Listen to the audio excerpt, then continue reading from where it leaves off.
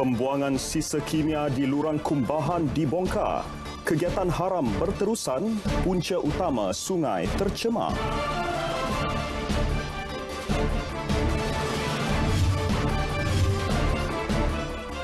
Teksi motosikal kembali beroperasi, khidmat Dego Ride jana lebih 5,000 peluang pekerjaan khusus untuk generasi muda.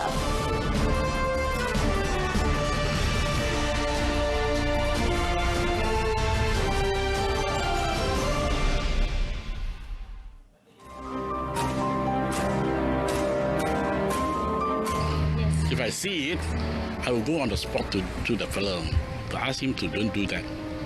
Well, basically a hole that on the road where where I guess you get access. But if someone I thought is very suspicious, I probably would ask. It all depends on the situation. I should ask that why you're opening and what is the reason. Oh yeah, I think it should everybody ask. Akak tahu tak tentang lurang Kumbahan? Tahu. Tapi dalam saya tengok dia patut ada pampers lah, ada plastik lah, memang ada.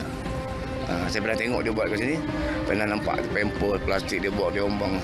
Kadang-kadang botol pun ada, botol macam botol susu kepada. Itu saya pernah saya nampak. Yang buat kerja ni saya tak tahu datangnya daripada mana. Okey, pernah tengok orang buka? Pernah. Okay, adik tahu tak yang ni fungsi dia apa? Tak tahu.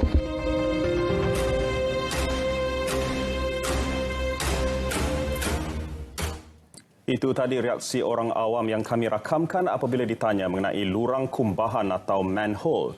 Rakaman itu dibuat kurang seminggu selepas insiden pencemaran bau di Sungai Semenyih yang mengakibatkan loji rawatan air LRA sungai itu terpaksa dihenti tugas. Apa yang berlaku pada 21 Disember lalu itu berpunca daripada perbuatan tidak bertanggungjawab pihak tertentu membuang sisa secara haram di lurang Kumbahan sekitar loji milik Indah Water Consortium IWK Sendirian Berhad. Benarkah lurang Kumbahan itu mudah diceroboh tanpa mengundang syak penduduk sekitar? Laporan eksklusif ini disediakan oleh saya bersama wartawan Mohan Cinasami dan Ikwan Samsudin.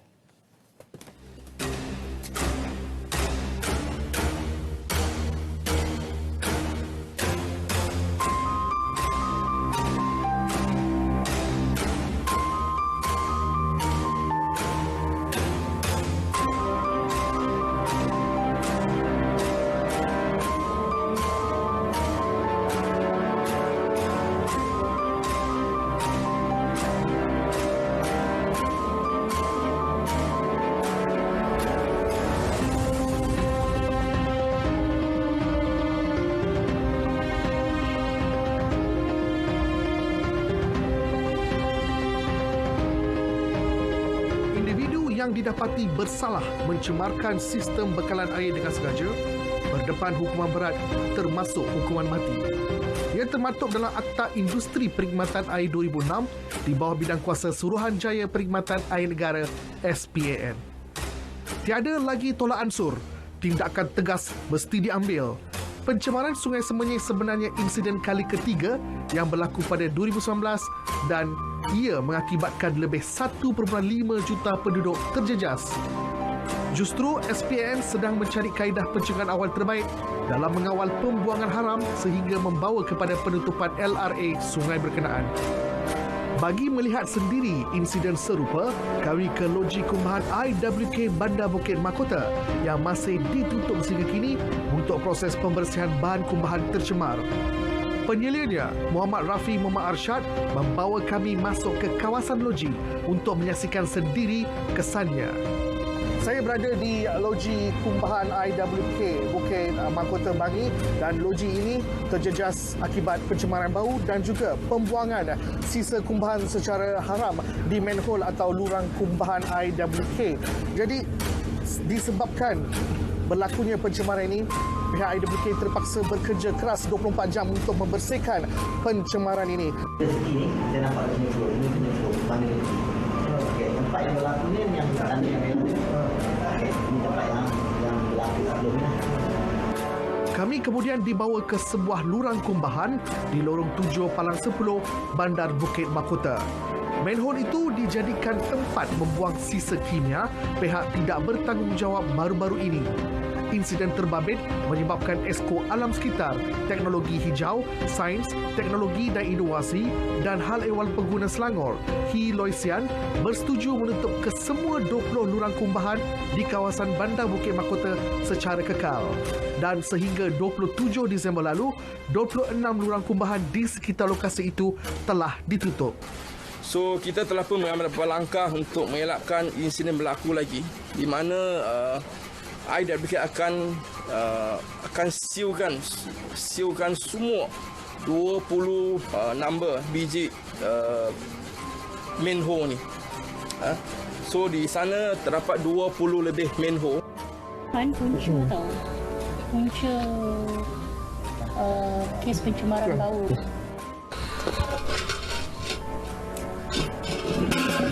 Terus kita seal. Tapi tak semua yang di-seal? Tak semua kita seal. Tempat yang kita tidak terkunci, yang tu kita akan seal. Mana yang mempunyai kunci, yang belum mampu diorang buka, kita extend dululah. Maksudnya kita hold dulu untuk buat mana yang urgent dululah. Ini chemical terbuang ke sini, confirm. JAS pun dah confirmkan yang kita akan buat ni. Kenapa? Sebab selepas dia buang, dia cuba bersihkan dia punya hose, dia pukul ke tiang tu kesan dia. Berkesan, nampak kesan dia tu. Di satu lagi lurang kumbahan, kami dapati ada kesan limpahan minyak hitam. Dan ini ialah kesan-kesan, iaitu kesan pembuangan minyak hitam ke dalam bahan kumbahan ini.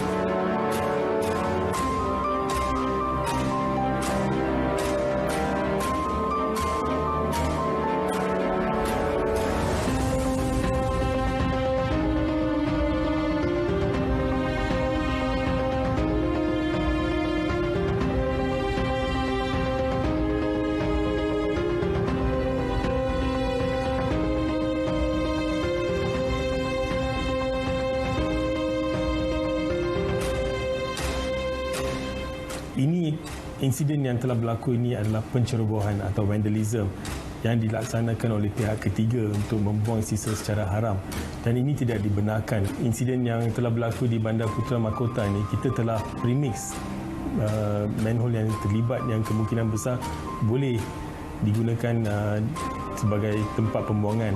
Tetapi ini adalah jangka atau plan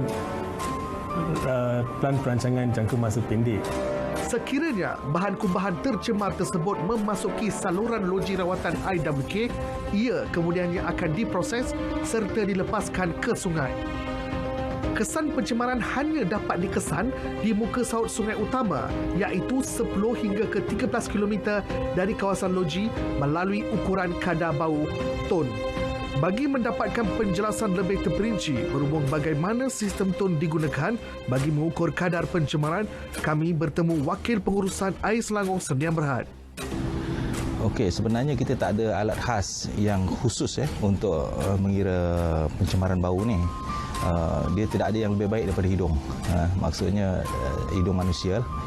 Jadi apa yang kita buat ialah setiap 30 minit pihak production kita di loji, mereka akan mengambil sampel air sebelum masuk ke tiriman pelan lah. Jadi 150 ml diambil dan dihidu dengan hidung manusia. Jadi di situ kalau ada bau, maka kita akan tambah 150 ml air biasa untuk mencairkan sumber air mentah tadi tu. Daripada pencairan itu, kalau masih ada bau, maka kita akan bermakna ia 1 ton. Dalam aspek perundangan pula, Menteri Besar Selangor Amiruddin Syahri mahu hukuman yang lebih tegas dikenakan terhadap individu yang terlibat dalam kegiatan tersebut. Tindakan saman juga diambil.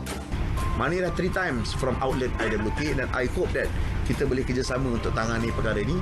Saya juga menghubungi pihak menteri, kalau boleh tangani. Yang kedua, saya juga minta segera pihak Mestek untuk pertingkatkan dan enactment undang-undang untuk memberikan tekanan kepada pencemar-pencemar.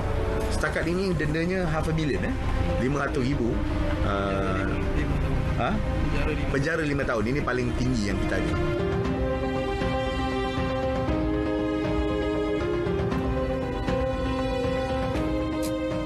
Selain Kerajaan Negeri Selangor, SPAN memandang serius isu pencemaran air kerana ia menjadi ancaman kepada keselamatan negara. SPAN juga sedang melaksana penambahbaikan Akta Industri Perkhidmatan Air 2006 sebagai langkah membantras kegiatan pembuangan sisa secara haram. Apa yang dimaklumkan pihak SPAN, sudah tiba masanya akta berkenaan dipinda berikutan pencemaran sungai berulang kali berlaku tahun lepas akibat perbuatan sabotaj individu tidak bertanggungjawab.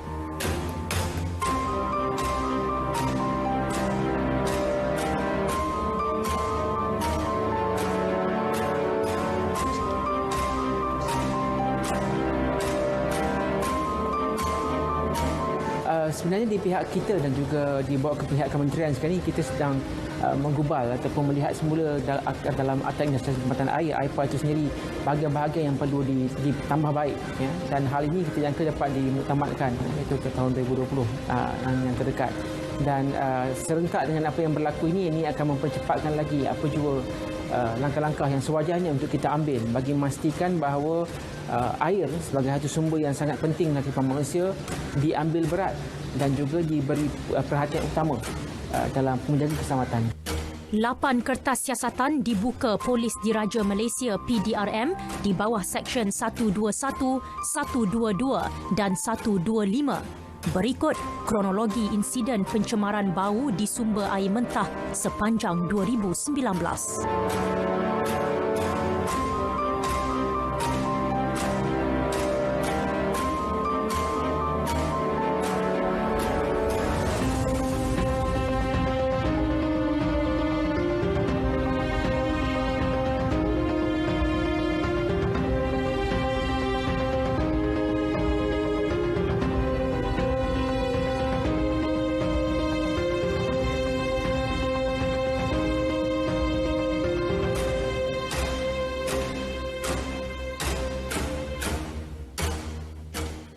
Mengulas perkara tersebut, Kementerian Air, Tanah dan Sumber Asli akan memastikan rakyat Malaysia menerima bekalan air secukupnya tahun ini. Jelas menterinya, Datuk Dr. Xavier Jayakumar, meski cabarannya besar, ia mampu direalisasi. Saya punya cabaran yang paling besar ialah tentukan bahawa kita tidak ada masalah air di dalam negara kita masa depan yang akan datang. Itu cabaran saya dan saya akan kerja kuat untuk pastikan bahawa ini akan jadi untuk tahun depan yang akan datang.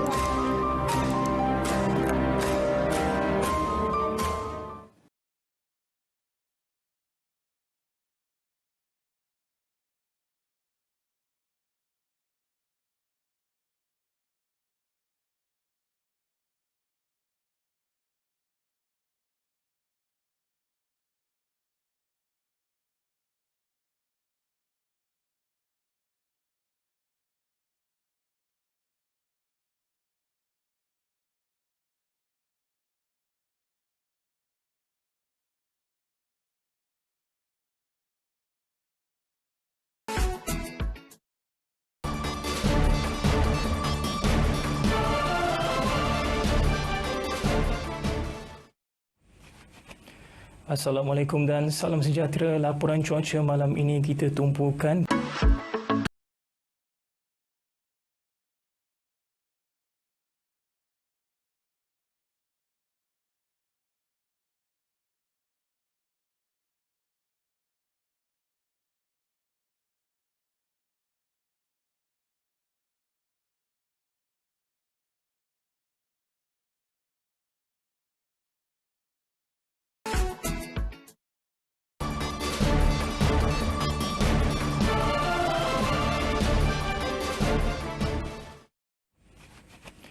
Assalamualaikum dan salam sejahtera. Laporan cuaca malam ini kita tumpukan kepada keadaan cuaca iaitu khususnya di negeri Sarawak, iaitu hujan terkumpul selama 12 jam iaitu sehingga 7 malam buat masa ini. Dapat kita perhatikan hujan lebih tertumpuk hampir di kesemua bahagian di negeri Sarawak. Bagi amaran cuaca waspada yang sedang berkuat kuasa seperti yang bertanda warna kuning di sini, iaitu ia melibatkan bahagian Kuching, Serian, Samaran, Betong, Sarike, Sibu, Mukah dan juga Bintulu. Amaran ini berkuat kuasa sehingga ke esok hari iaitu 2 Januari 2020. Bagi keadaan laut pula, Met Malaysia masih lagi mengekalkan amaran angin kencang dan juga laut bergelora. Kategori pertama warna kuning, kategori kedua warna jingga, manakala kategori ketiga warna merah, iaitu disebabkan kelajuan angin boleh melebihi 40 km sejam dan juga ketinggian ombak boleh melebihi juga 3.5 dan juga ke atas seperti yang tertera di sini. Amaran ini berkuat kuasa sehingga 5 Januari 2020 iaitu hujung minggu hari Ahad. Amaran ini berbahaya ke atas semua aktiviti perkapalan dan pantai termasuklah pekerja di pelantar minyak. Bagi keadaan cuaca semasa pula, kelihatan hujan memasuki dari laut ke darat iaitu sepanjang pesisiran pantai timur semenanjung Malaysia melibatkan negeri Kelantan, Terengganu dan juga Pahang. Manakala di Sabah dan Sarawak pula, kelihatan hujan masih lagi berkekalan di kawasan Samarahan, Serian, Sedia Aman, Mukah, Bintulu, Miri dan juga Limbang. Bagi ramalan cuaca pada keesokan hari pertama persekolahan, Met Malaysia menjangkakan hujan akan lebih tertumpu iaitu di kawasan pantai timur semenanjung Malaysia melibatkan Kelantan, Terengganu, Pahang, sepanjang pesisiran pantai Sarawak dan juga Sabah Timur. Sekian dahulu laporan cuaca buat malam ini. Dapatkan informasi cuaca di laman sesawang dan juga media sosial kami. Saya Abdul Aizat. Assalamualaikum.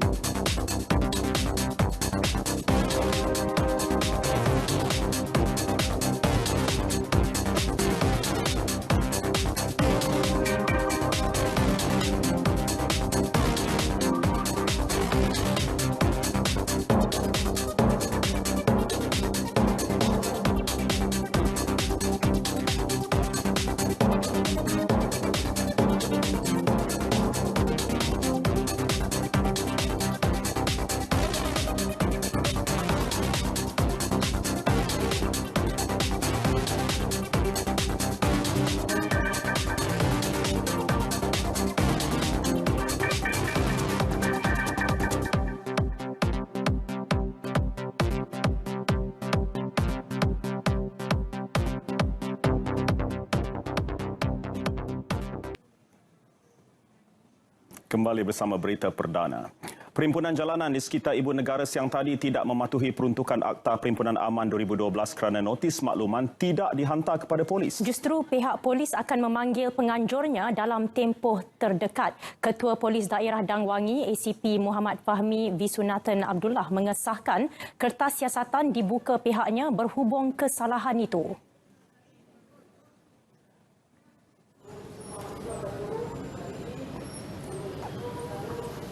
Memang dia tak bagi notis kepada kita.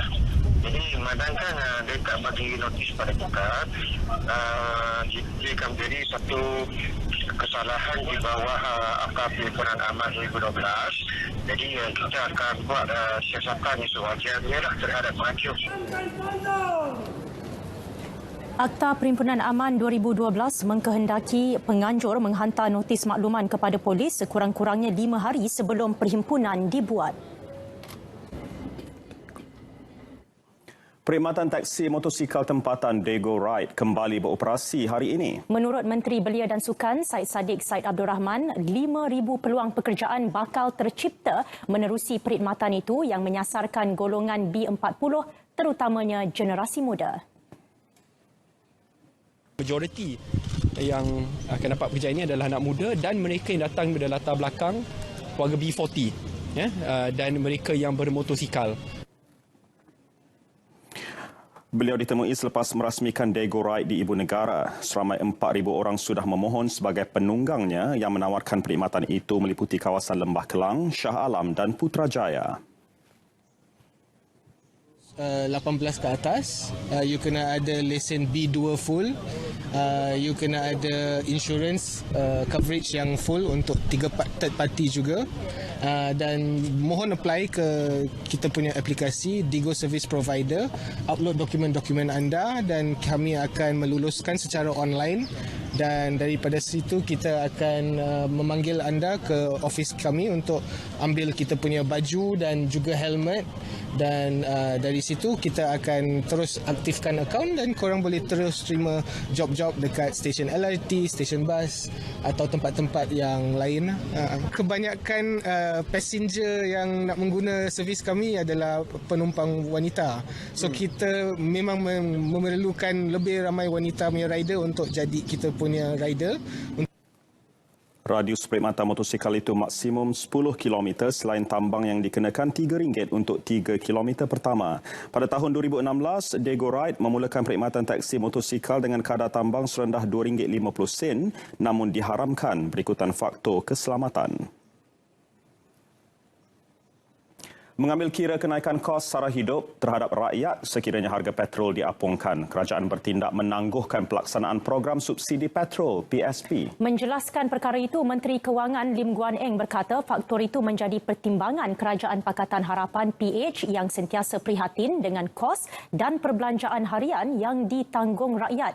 Menurut beliau, kenaikan harga minyak akan secara langsung memberi impak terhadap kos sara hidup rakyat, khususnya golongan B40.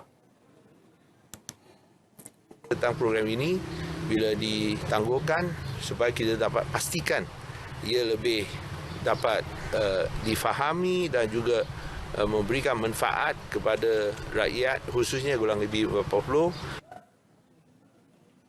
Bukan sahaja pengguna atau rakyat biasa, tetapi kalangan ahli perniagaan juga bimbang kesan pengapungan harga minyak meski hanya 1 atau 2 sen seminggu. Beliau menjelaskannya selepas melakukan tinjauan hari pertama penurunan kadar tol di Jambatan Sultan Abdul Halim Muazzam Shah, Pulau Pinang. Berkuat kuasa hari ini, penggunaan kerusi keselamatan kanak-kanak CRS dalam kenderaan persendirian diwajibkan bagi menjamin keselamatan. Ia selaras perakuan Pertubuhan Bangsa-Bangsa Bersatu PBB yang menuntut kanak-kanak berketinggian kurang 135 cm wajib menggunakannya. Meski berdepan polemik, beberapa pusat perniagaan terutama sekitar ibu negara mula menambah bilangan stok CRS bagi memenuhi permintaan pengguna. Laporan wartawan Fizawati Zainal. Berapa bajet puan? Dalam 300 ke 300.5.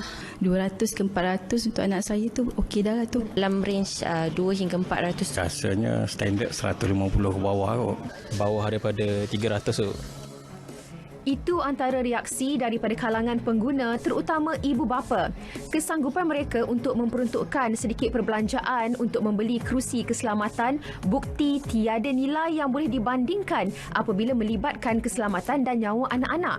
Penjual dan peniaga yang ditemui menyatakan lebih murah atau mahal CRS kebanyakannya dibezakan melalui kualiti dan manfaat lain yang diperolehi bersama-samanya seperti khidmat selepas jualan.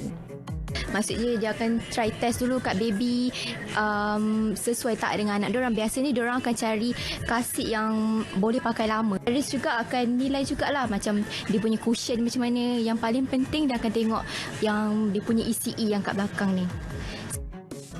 Reka bentuknya pelbagai, warna menyerlah, coraknya macam-macam. Ada harga mahal, ada yang lebih murah. Tetapi itu bukanlah kriteria utama yang perlu anda tekankan apabila anda memilih kerusi keselamatan untuk anak-anak anda ataupun CRS. Ini kerana apa yang perlu anda lihat adalah label berwarna jingga ini.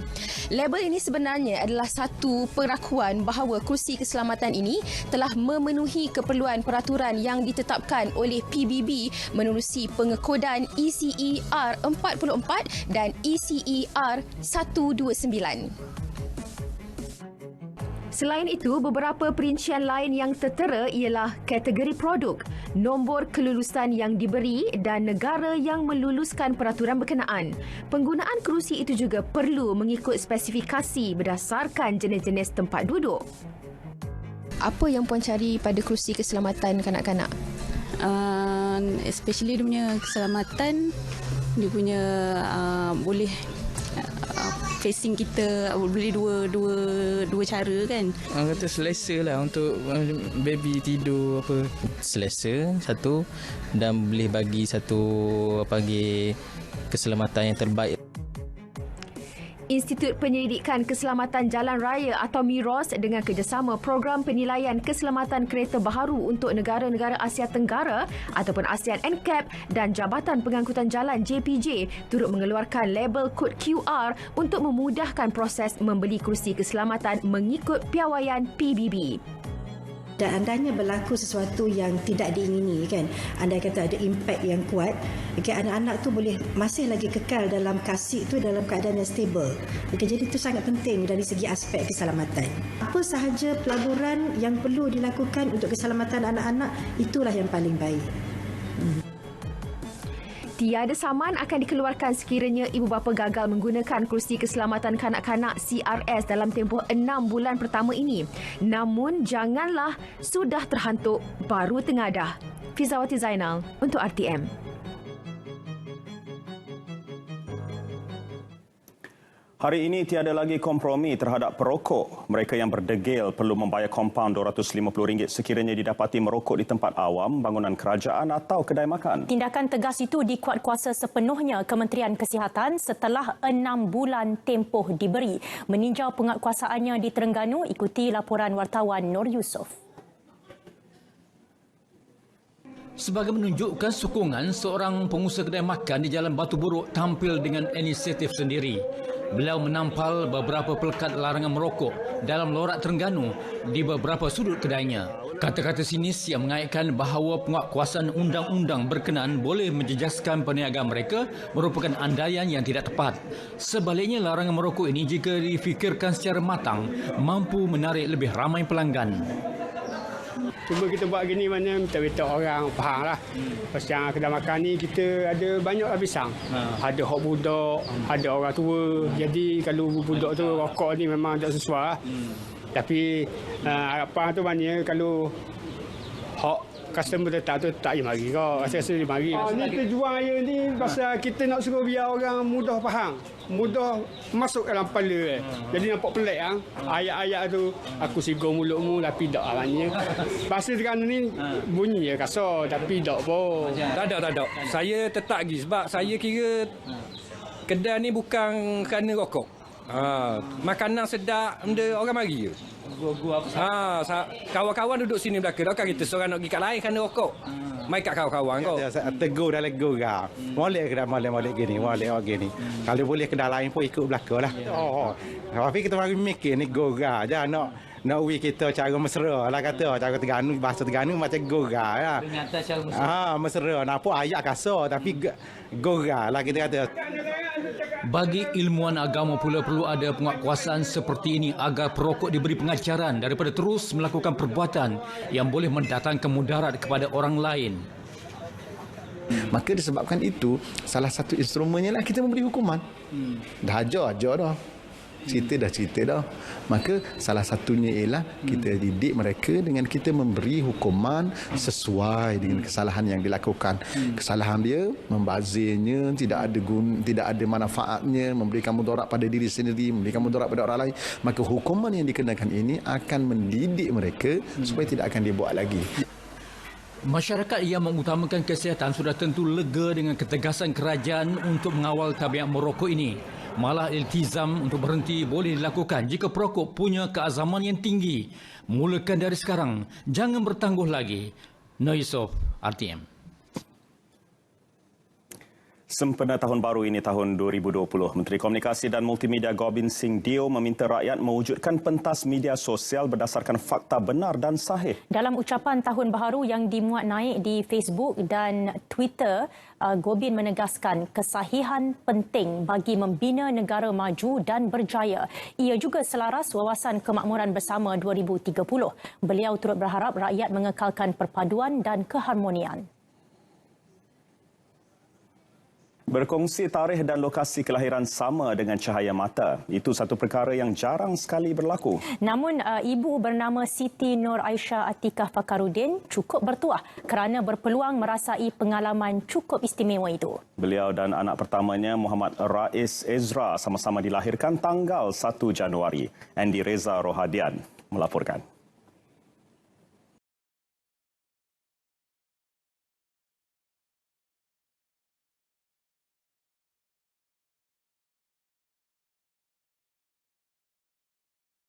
Januari 2020, ia menjadi detik bermakna buat Atikah apabila selamat melahirkan anak sulung pada tarikh dan lokasi sama dia dilahirkan 25 tahun lalu. Pasangan kepada Muhammad Ryan Ziad Abdul Razak bagaimanapun mengakui terkejut kerana pada awalnya pakar perubatan menjangkakan anak lelakinya itu akan lahir pada awal Februari. Baik, saya bersama dengan Puan Ika. Cerita Puan Ika memang sangat menarik. 25 tahun lepas beliau lahir di sini dan hari ini 1 Januari 2020 anaknya pula lahir. Bagaimana agaknya keterujaan dapat baby yang lahir sama tarikh dengan anda, Puan? Happy, tak terduga. Happy sangat. Happy sangat. Proses bersalin tu nak ceritakan tak? Proses bersalin memang macam proses bersalin. Tak sakit semua? Sakit. Tapi ada je yang contraction. Actually dia contraction tapi saya tak rasa sakit. Baby tak banyak buat hal lah? Di akhir-akhir. Okey, dah ada nama katanya untuk baby comel ni. Siapa namanya? Muhammad Rais Ezra. Muhammad Rais Ezra. Maknanya? Janganlah tahu. Belum ada lagi. Okey. Bila besar nanti apa yang nak Rais jadi nanti? InsyaAllah semoga jadi anak yang soleh dengan kata happykan family. InsyaAllah, amin. Tahniah. Muhammad Rais Ezra merupakan salah seorang daripada 15 bayi tahun baharu yang lahir di Hospital Wanita dan Kanak-Kanak Kuala Lumpur setakat 10 pagi tadi. Kita jangkakan sebab tiap-tiap hari kita dapat dalam 30 ke 40 baby satu hari. So ada lagi lah ni. Memang akan datang lagi, kita expect mungkin dalam 30 ke 40 baby pada 24 jam ni. Bayi pertama lahir seawal pukul 12.02 malam. Masuknya hospital HKL ni pada 30 hari bulan 12 2019. Puncanya adalah contraction lah, baby mengeras. Dan waktu kita menahan kesakitan tu daripada pukul 6 pagi 31 hari bulan 12 sehinggalah pukul 10 malam tadi. Duduk dekat dalam labor room tak lama, 11 suku sehingga 12 tepat. 2 kali push, keluarlah putera sekecil ni pada 0002 hours.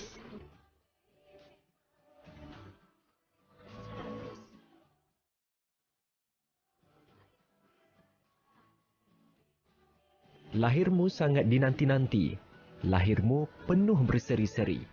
Cahaya mata anugerah ilahi semoga menjadi penyejuk di hati. Andy Reza Rohadian, RTM.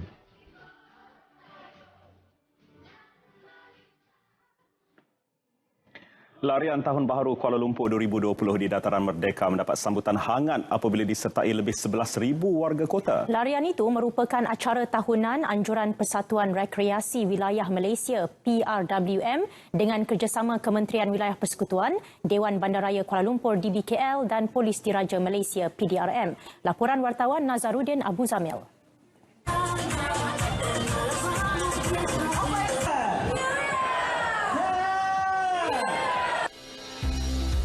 Menurut Presiden PRWM Muhammad Roslan Muhammad Rafi, penyertaan hangat yang diterima berdasarkan promosi yang dilakukan pelbagai pihak sejak 8 bulan lalu. Ini terbukti apabila larian kali ini turut disertai peserta dari 31 negara antaranya Thailand, India, Jepun, Sudan, Kenya, Sepanyol dan Jerman. KL New Year ni adalah satu pembukaan larian tahun baru. Menjemput semua peserta-peserta larian untuk membuka kalender tahun baru dia di Dataran Merdeka. Alhamdulillah penyertaan kita hari ini lebih daripada 11,000 orang daripada 31 negara yang ambil bahagian. Larian dibahagi kepada 7 kategori iaitu 10 km lelaki dan wanita, veteran lelaki dan wanita, 5 km individu lelaki dan wanita serta 5 km untuk penyertaan berkeluarga dengan hadiah keseluruhan yang ditawarkan lebih RM30,000.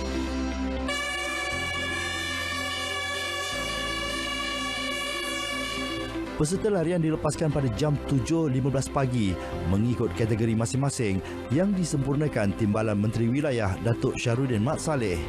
Bagi peserta, bukan hadiah yang dikejar tetapi lebih penting adalah memulakan tahun baru dengan aktiviti riadah bersama keluarga dan mengamalkan gaya hidup sihat. Dari KL je. Kenapa nak sertai larian ni? Sebab kita nak start tahun 2020 dengan healthy lifestyle. Okey, larian ni bagi saya adalah untuk healthy life. Sekarang ni kita nampak macam dekat Malaysia ni banyak penyakit. So kalau kita ada selalu berlari dalam macam ni punya acara, kita boleh hidup healthy life. Oh, saya punya favourite bang run. Saya memang suka berlari. So bila lari rasa puas hati lah. Puas hati, rasa happy lah. Tak, ini memang kita nak fun sajalah untuk fun run lah. So untuk kesihatan lah, harap hari akan datang kita lebih sihat lah. Bukan sekadar larian sahaja, kalau kita melihatkan pelbagai kaum yang menyertai larian Tahun Baru 2020 ini, dan ini menunjukkan bahawa perpaduan masih utuh di kalangan warga negara Malaysia, dan semestinya setiap anak Malaysia wajib menjaga perpaduan demi keamanan dan kemakmuran negara. Nazaruddin Abu Samel, RTM.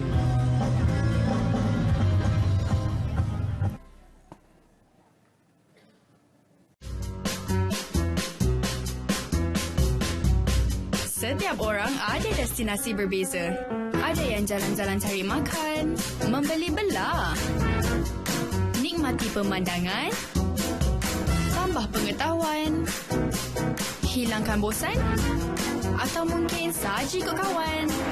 Dan sebaik-baik yang dicari, mulakan dengan Andalusia Travel and Tours, penyucian jiwa di Tanah Suci. 299 penumpang penerbangan Etihad Airways dari Abu Dhabi menjadi antara kumpulan pelancong pertama yang disambut bersempena kempen Tahun Melawat Malaysia TMM 2020. Sambutan meriah tersebut turut diadakan serentak di 22 pintu masuk utama dan lokasi terpilih di seluruh Malaysia. Acara tersebut diketuai Menteri Pelancongan, Seni dan Budaya Datuk Muhammadin Ketapi di Lapangan Terbang Antarabangsa Kuala Lumpur KLIA. Antara pintu masuk utama lain yang turut mengadakan majlis sambutan sama adalah Kompleks CIQ Padang Besar Perlis, Jeti Penumpang Kuah Langkawi, KL Central, Jambatan Pulau Pinang dan Lapangan Terbang Antarabangsa Kuching Sarawak. Datuk Muhammadin optimis dengan sasaran 30 juta kedatangan pelancong luar dengan pulangan RM100 bilion bagi TMM 2020. Kalau kita dapat lebih daripada 30 juta peningkatan atau target ringgit Malaysia 100 bilion ini akan meningkat lagi. Semua ini baik untuk ekonomi negara dan saya berharap semua pihak dapat memberi kerjasama. Sama ada tak kira peringkat persekutuan maupun di peringkat negeri, kita nak kerjasama semua. Sektor pelancongan yang...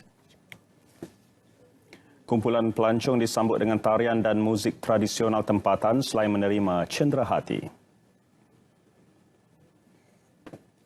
Baiklah, untuk paparan sukan malam ini terus saja bersama Nazri Fahmi. Nazri?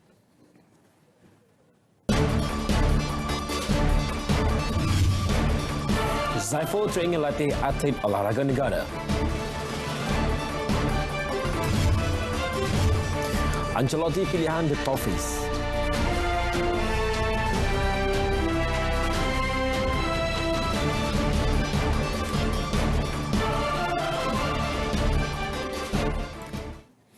Assalamualaikum dan salam sukan untuk semua. Kecewa sehingga kini masih tiada tawaran untuk bergelar jurulatih di kem kebangsaan. Bagaimanapun bekas atlet pecut negara Zaiful Zainal tetap fokus dan kini sedang mempersiapkan diri untuk menyertai acara Masters selain perancangan ke arah gelaran jurulatih kecergasan.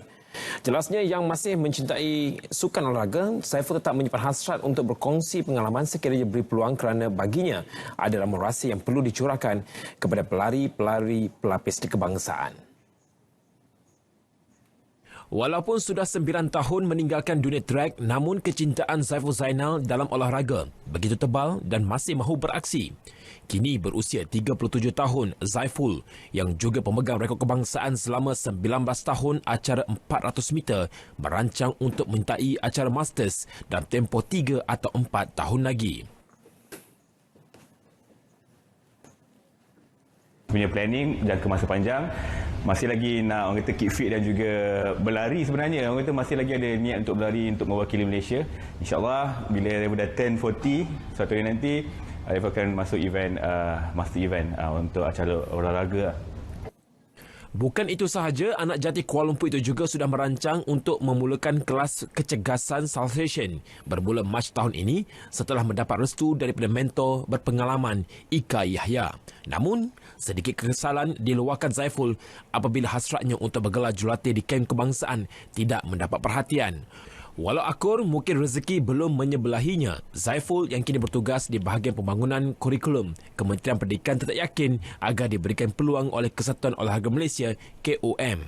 Hati sangat berat untuk jadi coach sebab betul ada banyak ilmu yang ibu boleh kongsikan yang saya rasa atlet-atlet dekat luar sana tu memang orang kata training sama, tapi ada satu rahsia yang daripada dulu sampai sekarang, even dia berjumpa dengan atlet-atlet junior yang orang kata tengah nak naik tu, kata come datang jumpa saya nak share sesuatu yang mungkin boleh menjadi orang kata titik tolak untuk anda pecah rekod ke, mungkin membuat satu orang kata keputusan yang baik dalam acara 400 meter, tapi ya none of them yang nak datang nak jumpa nak tanya tu. Jadi dia simpanlah untuk diri sendiri dan insya-Allah kot anak sendiri kot nanti.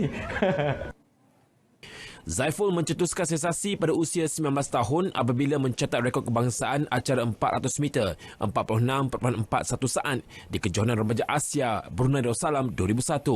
Sehingga kini catatan itu masih belum berjaya dipecahkan mana-mana atlet.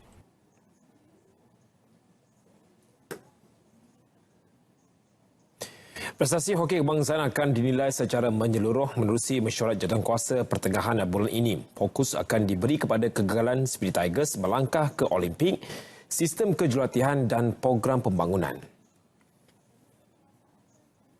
Presiden Kesatuan Hoki Malaysia KHM, Datuk Seri Subhan Kamal berkata, mesyuarat itu bakal menentukan gerak kerja baharu selama 4 tahun bagi musim 2020 hingga 2024.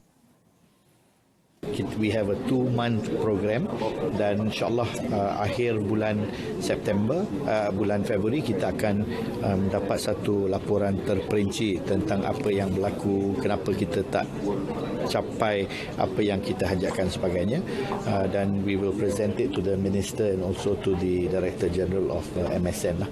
So itu dalam perancangan. InsyaAllah kita nak namakan orang tu macam saya dah kata lebih kurang, tapi we have a good committee tu will inform you by next week. Beliau ditemui pada Majlis Pelancaran Kejohanan Hoki 5S, peringkat antarabangsa di UPM. Mengulas lanjut, beberapa agensi kerajaan juga akan terlibat dalam pertemuan itu. Antaranya, Polis Diraja Malaysia, Kementerian Pendidikan KPM serta Suruhanjaya Pencegahan Rasuah Malaysia. Bagi musim depan, pasukan hoki kebangsaan lelaki dan wanita mempunyai 2 kejohanan besar iaitu Hoki Piala Sultan Azlan Shah dan Trofi Kejohanan Asia.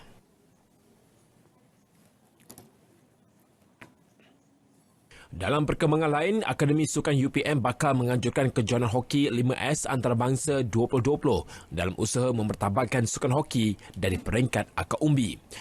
Sebanyak 15 pasukan akan menyertai kategori bawah 11 tahun iaitu 12 pasukan tempatan dan 3 pasukan luar negara. Sementara 11 pasukan pula untuk kategori terbuka iaitu 8 pasukan tempatan dan 3 pasukan luar. Pada tahun 2019 kita telah menganjurkan peringkat kebangsaan dan kami akan buat perancangan untuk kita menganjurkan peringkat antarabangsa pada bulan Oktober sempena hari bulan sukan negara. Kejohanan yang dinamakan sempena Naib Chancellor UPM iaitu Piala Profesor Datin Paduka Setia Datuk Dr. Aini Idris akan berlangsung pada Oktober 2020 mempertandingkan 3 kategori iaitu hoki 5S bawah 11 tahun lelaki dan perempuan serta kategori terbuka. Kita balik ke perkembangan silat. Kazakhstan dan China menyatakan hasrat mendalam untuk menggunakan khidmat jurulatih silat negara dalam membimbing dan melatih pesilat-pesilat mereka. Menurut Setiausaha Agung Pesaka Datuk Begak Zulkarnain Omardin, kedua-dua negara tersebut akan menghantar surat secara rasmi kepada pesaka dan persekutuan tersebut menyatakan kesediaan untuk menghantar jurulatih sedia ada ke sana. Sebab itu kejuaraan silat Asia yang kelima, China meminta menjadi tuan rumah sebab mereka mendapat sokongan yang kuat daripada local government mereka. Jadi itulah benda tahun depan di Chinese Taipei menjadi tuan rumah. Tambah beliau, kedua-dua negara tersebut memilih untuk menggunakan kepakaran jurulatih dari Malaysia kerana memiliki kelebihan teknik jatuhan yang amat berkesan, mampu mencetak mata tertinggi ketika bertempur dalam gelanggang. Untuk rekod, Malaysia pernah menghantar jurulatih negara ke Bangladesh dan Kyrgyzstan dan hasilnya dapat dilihat dari peningkatan prestasi atlet negara tersebut. Beliau berkata demikian kepada media selepas membentangkan laporan pasukan silat Malaysia di Sukan C Manila di ibu negara. Dan ini pula menjelang kejuaraan silat dunia ke-20 Julai ini. Persekutuan Silat Kebangsaan Malaysia Pesaka berazam menjadikan kejuaraan silat dunia ke-20 sebagai penganjuran terbaik selepas Singapura 2 tahun lalu. Jelas Setiausaha Agung Persekutuan Silat Kebangsaan Malaysia Pesaka, Datuk Begak Zulkarnain Omardin, kejuaraan silat dunia kini tidak lagi menjadi tumpuan negara-negara Asia, sebaliknya turut mendapat perhatian serius benua Eropah, Amerika Latin, Asia Tengah dan Australia. 70 negara dijangka menyertai kejohanan yang akan diadakan pada 21 hingga 27 Julai ini. Memang nak menganjur bukan mudah sebab it incur a lot of cost yang besar. Sebab kalau kita nak high atau world class standard, it incur cost. Tapi setakat yang kita dah bincang preliminary dengan kerajaan negeri, I think kita mendapat sokongan yang cukup baik dengan Kerajaan Negeri Sarawak. Selain daripada itu, pesaka turut berusaha untuk memastikan silat turut dipertandingkan di Sukan Asia di Hangzhou, China 2022. Tambah beliau, berbaki 7 bulan sebelum kejohanan, pesaka akan menyenaraikan nama-nama atlet yang akan bertanding di kejohanan tersebut 2 minggu lagi. 24 acara akan dipertandingkan pada kejohanan kali ini. Kali terakhir Malaysia menganjurkan kejuaraan silat dunia pada 2007 di mana kontijen negara berjaya merangkul 7 pingat emas. Kejayaan Melaka sejarah pertama kali muncul juara kejuaraan rugby Piala Agong 2019 selepas penantian 37 tahun menyaksikan Persatuan Rugby Negeri Terengganu diberi penghormatan sebagai salah satu ikon produk pelancongan Negeri Terengganu. Menerusi pelancongan, secara tidak langsung dapat membantu program pembangunan dan mempromosi sukan rugby ke setiap pelosok negeri. Rugby dalam masa 37 tahun tak boleh jadi juara Piala Agong. Jadi tahun ini jadi juara. Jadi kita mesti tonjolkan ikon sukan rugby ini kepada seluruh rakyat Malaysia bahawa Terengganu mempunyai keupayaan untuk menjadi kuasa besar dalam bidang rugby ini. Ya, sebenarnya kalau nak ikut Terengganu hari ini bukan sekadar juara di peringkat kebangsaan, kita juga memiliki beberapa pemain yang telah berjaya dipilih untuk mewakili Malaysia di peringkat bawah umur dan juga peringkat senior. Baru-baru ini pemain kita telah dipilih untuk bermain bersama-sama dengan pasukan Malaysia di SEA Games dan juga sebelum ini juga pemain kita telah mewakili Asia Games. Penghormatan selaku ikon pelancongan ini telah diadakan dalam satu majlis pelancaran kalender acara pelancongan Terengganu sepanjang 2020 yang juga menjadi pemangkin kempen Tahun Baru Malaysia 2020. Sekian berita sukan, kembali bersama Fatih dan Hanim selepas ini.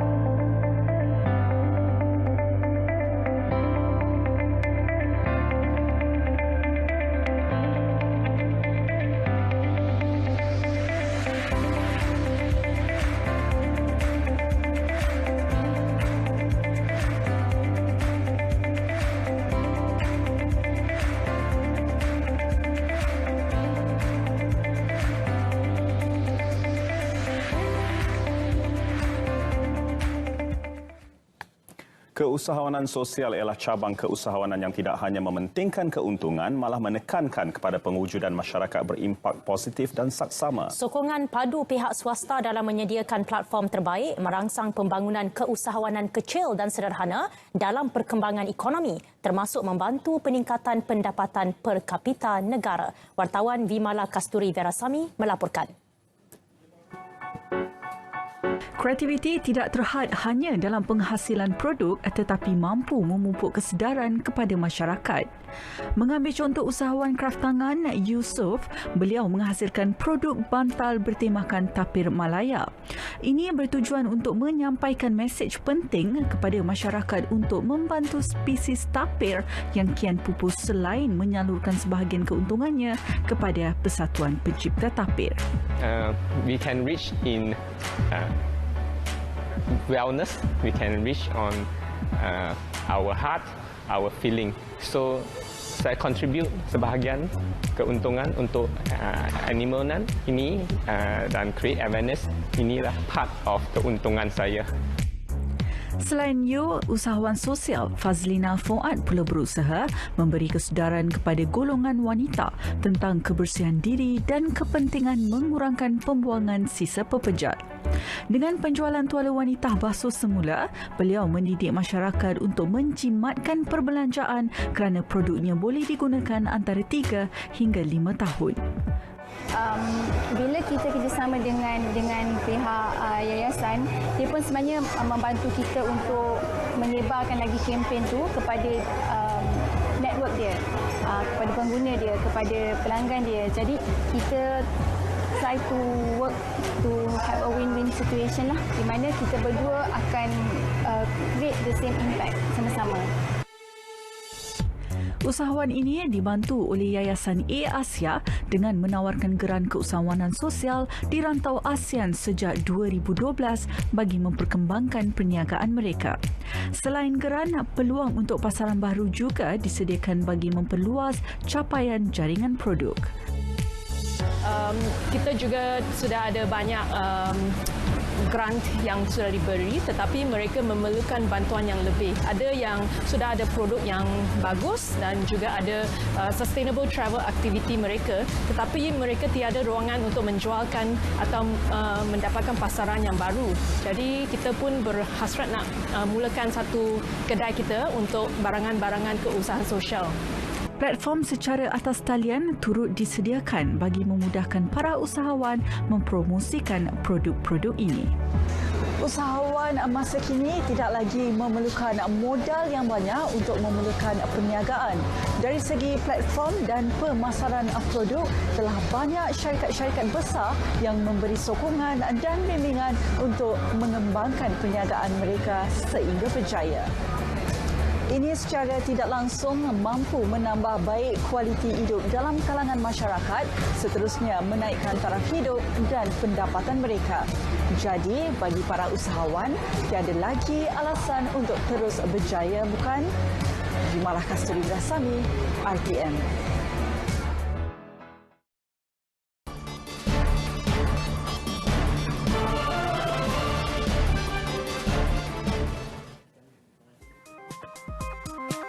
Penggunaan robot troli di Hospital UiTM Sungai Buloh menjadi bualan apabila seorang pengguna Twitter, Syaiful Othman, memuat naik video tersebut. Robot yang mampu bergerak sendiri itu merupakan hasil inovasi pasukan Syaiful. Ia digunakan untuk membawa peralatan ke sekitar kawasan hospital.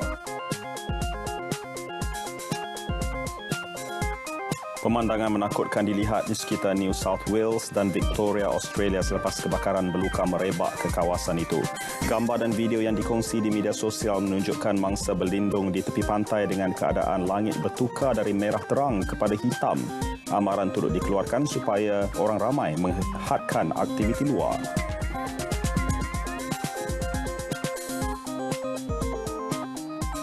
Seorang lelaki warga emas yang juga orang kurang upaya berang kerana laluannya terhalang dengan tangga digunakan tukang cat.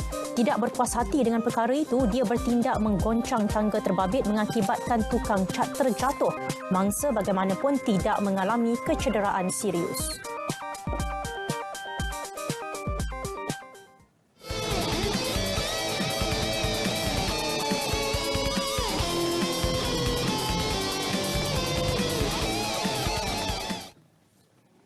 Kumpulan anak seni warisan akustik ASW menjadi platform mencungkil bakat pelajar seterusnya mengetengahkan mereka dalam seni muzik dan suara. Tenaga pengajar Persatuan Anak Seni Warisan Cik Rohaida Cik Daud berkata kumpulan yang ditubuhkan sejak tahun 2012 itu aktif mengadakan persembahan untuk majlis-majlis persendirian. ASW dianggotai 5 ahli terdiri daripada 3 penyanyi iaitu Udin, Miss Aida dan Amirah, pemain gitar Eddie dan pemain bass Ari. Sebenarnya saya memang asalnya saya dah menyanyi dengan RTM dah lama. Jadi saya dipanggil untuk menjadi guru persembahan. So saya mengajar di sebuah sekolah ni, saya nampak ada budak-budak yang ada bakat tetapi mereka tak tahu nak salurkan bakat ke mana. Dan juga bakat mereka ni tidak dilihat. Jadi untuk nak dapat tempat dalam bidang industri ni sebenarnya dia kena ada bakat lah. Of course dia kena ada bakat tetapi peluang tu kurang. Jadi bila peluang kurang, itu yang saya nak cuba untuk kumpulkan tim-tim yang kita boleh bagi sesuatu pada industri. Itu yang kami buat sebenarnya. Sejak 2 tahun lalu, ASW terlibat dalam beberapa pertandingan hingga melayakkan kumpulan itu bergelar juara. Antaranya pertandingan sayembara puisi remaja anjuran Dewan Bahasa dan Pustaka Kuala Lumpur di BKL pada tahun 2017. Ya, paparan itu menutup berita perdana edisi Rabu 1 Januari 2020. Layari Facebook Berita RTM atau muat turun aplikasi MyClick RTM. Siaran Berita RTM juga boleh diikuti melalui saluran My Freeview 123. Terus setia bersama RTM, jenama diiktiraf paling dipercayai. Assalamualaikum. Salam Tahun Baru. Salam sayangi Malaysiaku.